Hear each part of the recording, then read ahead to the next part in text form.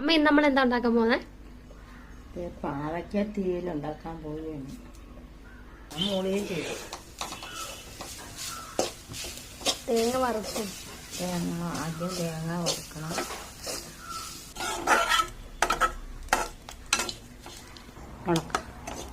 മുളക് പൊടി, മഞ്ഞപ്പൊടി, മല്ലിപ്പൊടി എല്ലാം ഇട്ട്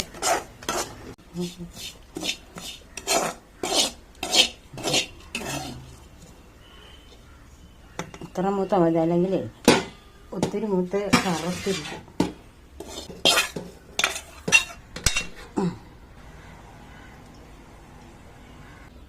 എണ്ണ ചൂടാകുമ്പോൾ നമുക്ക് കടുകിട്ട് കൊടുക്കാം. ഇത് വേറൊരു കറിക്കാണ്. പാവയ്ക്കൂടി ഇട്ട് പച്ചമുളക് വേപ്പില ഇട്ട് പരിപാടിയോ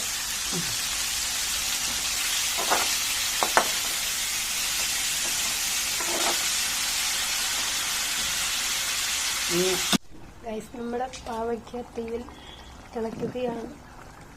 കഴിക്കുമ്പോൾ